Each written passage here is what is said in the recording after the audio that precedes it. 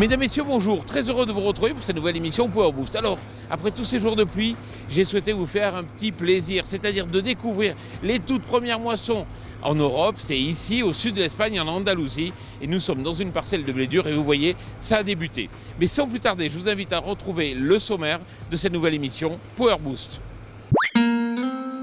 Hola señorita, bienvenido en el nuevo episodio de Power Boost qui va déchirer sa grand-mère, je peux même vous l'avouer en toute franchise, c'est le meilleur épisode de Power Boost qu'on ait jamais vu. Comme ils disent là-bas, El Mejor, c'est la famille. Vous l'aurez compris, c'est en Espagne que nos équipes sont parties s'aventurer et vous connaîtrez tout du marché espagnol de la moissonneuse-batteuse ainsi que les difficultés des agriculteurs dans les péninsules ibériques. Mieux, on va faire un point sur les ventes de tracteurs en Espagne et un petit... grand détour par le salon de l'herbe sur le stand LG Semences pour comprendre pourquoi il est important de produire soi-même ses protéines. Je vous sens pressé de faire du tourisme, alors on prend la serviette, la crème solaire et les bottes en caoutchouc. C'est parti pour cette nouvelle émission de Power Boost. Top départ. Les cultures françaises avaient un beau potentiel que les intempéries de la semaine dernière sont venues gâcher. France Agrimaire vient de dégrader les notations des cultures. Ainsi, le blé français ne présente plus que 81% des cultures dans un bon à très bon état, contre 89% l'année dernière à la même période. La qualité des blés durs a également chuté pour n'atteindre que 70% des cultures dans un bon à très bon état. C'est mardi dernier que New Holland a présenté au cinéma Beaugrenelle en plein cœur de Paris et en présence de son directeur commercial Loïc Morel, sa nouvelle gamme T7 HD. Composée de deux nouveaux tracteurs, le T7 290 et le T7 315, elle réunit les équipements les plus pointus en matière de confort et de puissance, avec un siège et une cabine équipés des dernières technologies en matière d'ergonomie et une puissance maximale comprise entre 288 et 313 chevaux. A noter également l'éclairage ultra puissant conçu pour ne pas éblouir le trafic pour les travaux en bord de route et la capacité record de 630 litres du réservoir à carburant pour une autonomie maximisée.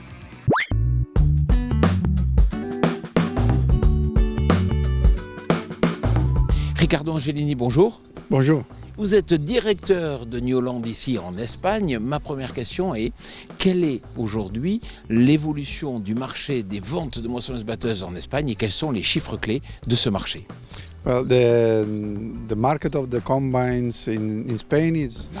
Les ventes de moissonneuses-batteuses en Espagne tournent autour de 350 unités par an, ce qui n'est pas énorme comparé au marché français ou allemand. En revanche, c'est un marché très intéressant car il est très stable. La tendance actuelle est plutôt basse, d'habitude nous sommes plutôt autour de 420-450 machines. Mais ce marché reste très important pour notre économie. Nous avons également entre 120 et 150 machines importées qui couvrent une partie de la demande. From abroad that are covering part of the demand. Et comment évolue le marché des tracteurs en Espagne? The tractor market is slightly increasing. We are talking about 4-5% increase in the year. Le marché du tracteur augmente d'environ 4 à 5% par an. Le premier quart de l'année n'a pas été très bon, mais avril et mai ont été beaucoup plus intéressants. Le marché, sur une base annuelle, évolue autour de 10 000, 11 000 machines. Cela dépend de la tendance de l'année précédente. Dans le secteur, on dit que le niveau normal devrait se situer autour de 13 000, donc nous sommes un peu en dessous du standard. Mais ce n'est rien comparé à la crise de ces dernières années, où nous étions descendus à 8 800 machines, ce qui était catastrophique. Donc actuellement, nous remontons doucement la pente pour revenir à une situation normale. And now we are slowly increasing and coming back to normal levels. Il est vrai que l'Espagne a connu la crise. Est-ce que vous êtes optimiste pour le futur? Est-ce que vous pensez que l'agriculture espagnole va repartir et aussi les ventes de matériel? Absolutely. The figures are getting better.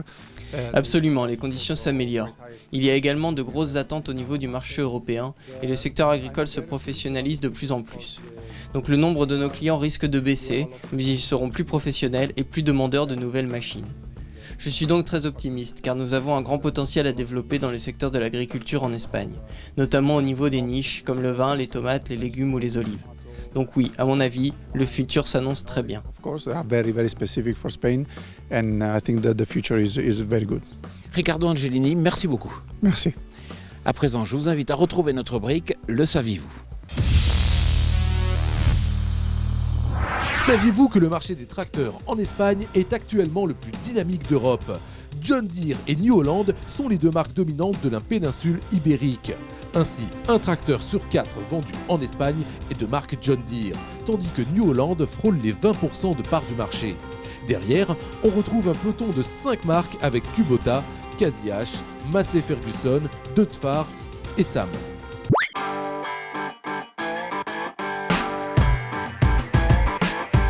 Juan Sanchez, bonjour. Hola. Alors, qu'est-ce que vous en pensez de cette parcelle? C'est une parcelle de blé dur. C'est vrai que les conditions climatiques n'ont pas toujours été faciles. Ici aussi ce printemps, les rendements vont-ils être bons? Pues mira, estamos llegando. Cette année, nous avons connu des conditions climatiques difficiles, avec alternance de périodes de froid et de sécheresse. Notre culture en a été affectée, avec des résultats oscillant entre 1 tonne et 2 tonnes l'hectare. Hectárea, 2000 kilos hectárea. Alors c'est vrai que en France, vous le savez, pour les agriculteurs, c'est une période qui est difficile. Est-ce que vous, en Espagne, c'est vrai qu'il y a eu aussi la crise, est-ce que pour vous, aujourd'hui, on peut arriver à vivre de son métier d'agriculteur? Et quelles sont les productions qui sont les plus intéressantes? Aquí en España la agricultura cada día cuesta más trabajo subsistir. Ici, en Espagne, c'est de plus en plus difficile d'être agriculteur. Nous avons quelques cultures qui sont rentables, comme le tournesol ou l'olive. Le blé peut convenir également quand les conditions climatiques sont favorables, avec des résultats au-dessus des 4 tonnes par hectare. Mais les prix sont tellement bas qu'il est difficile de survivre. Hectáreas. Pero aún así, con los precios que tenemos, es difícil subsistir. Juan Sanchez, merci beaucoup et puis merci de nous avoir accueillis ici donc sur votre exploitation. Alors à présent, nous allons mettre cap sur la France. La semaine dernière, nous étions au Salon de l'Herbe à Villefranche-d'Allier et vous allez le voir, il est important aujourd'hui pour les éleveurs français de devenir de plus en plus autonomes en matière de protéines.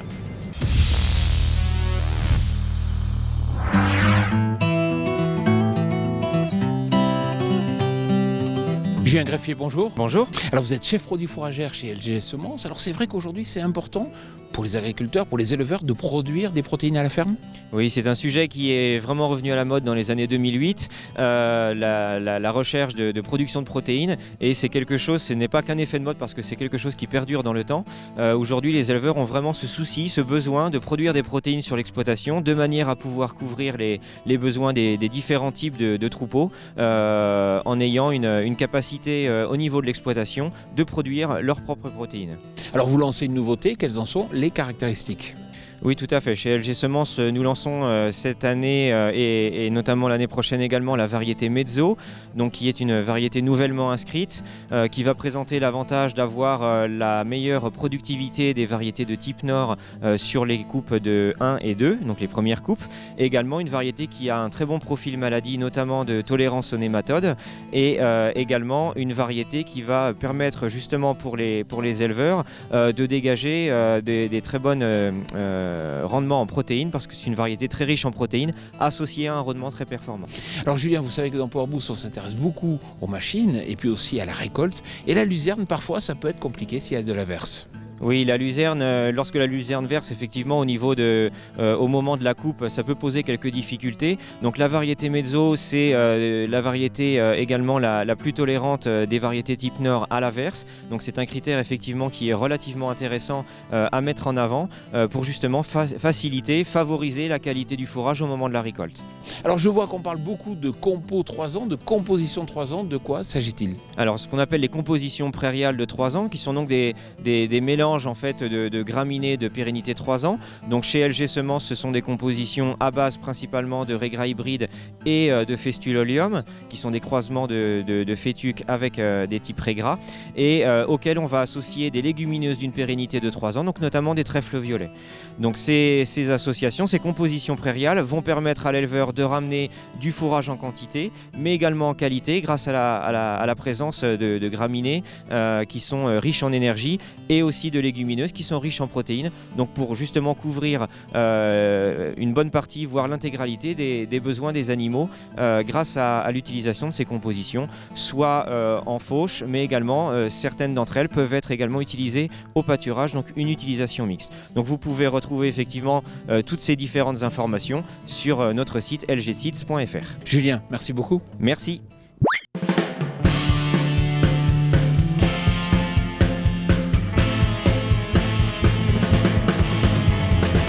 Franck Carbona, bonjour.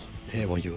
Alors, vous êtes responsable d'une concession ici entre Séville et Cordoue. C'est une concession un peu particulière puisqu'elle ne fait que des machines de moisson ou de récolte. Ma première question est très simple. Est-ce que vous nous donnez un peu quelques chiffres clés qui caractérisent votre entreprise ? Pues mira, Nous couvrons l'ensemble de Séville et sa province depuis plus de 40 ans en tant que concession exclusive New Holland. L'équipe est actuellement constituée de 7 personnes. Notre chiffre d'affaires représente 1 million d'euros en pièces de rechange et approximativement 4 millions d'euros en matériel de récolte. Nous travaillons beaucoup sur le service après-vente car les ventes de machines de récolte ont chuté. Alors que par le passé nous en vendions une vingtaine par an, aujourd'hui nous n'en vendons que 6 par an. de maquinaria. Alors, quelle est la principale difficulté que rencontre aujourd'hui un concessionnaire comme vous en Espagne?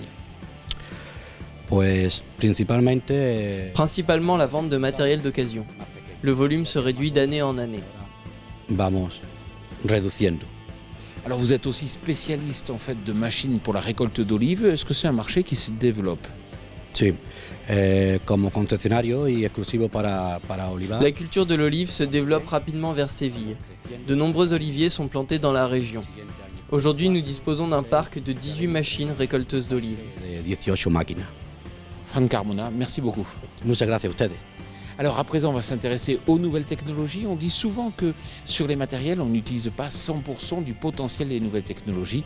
Vous allez voir qu'il y a une société particulièrement innovante qui s'est emparée de cette difficulté.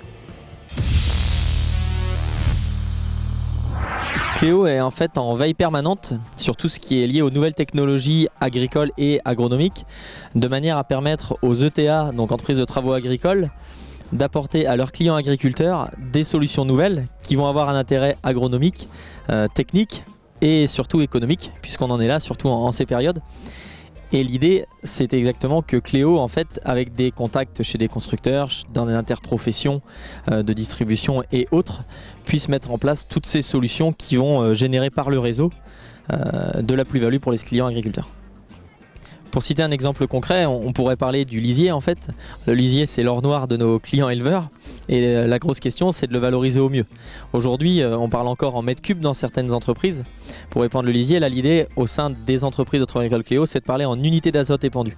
Et on arrive en instantané à analyser le lisier et à piloter l'ouverture de la vanne et le débit de la tonne à lisier pour qualifier et quantifier la dose d'azote épandue à la parcelle. Alors pour réaliser toutes ces mesures liées au lisier, on a eu la chance en fait d'avoir le capteur qui s'appelle Manure Sensor de la marque John Deere et qui permet, lié à d'autres matériels d'épandage, d'autres marques, d'épandre le lisier de manière adaptée. Et pour terminer, il y a une autre innovation également qui est très très intéressante. On arrive à cartographier la quantité et surtout la qualité du fourrage récolté avec une autochargeuse, donc tout simplement du métail, de l'herbe, du raisin, etc.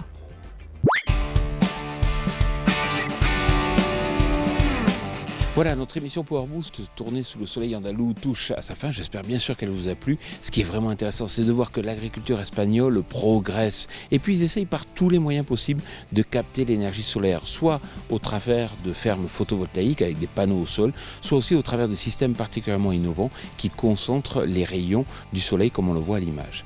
Alors, ce qu'il faut bien comprendre, c'est que pour tout savoir sur l'innovation, vous le savez, c'est sur notre média partenaire Agriculture et Nouvelles Technologies qu'il faut aller. Quant à moi, je vous souhaite une excellente semaine et puis surtout préparez bien votre moissonneuse batteuse. À bientôt.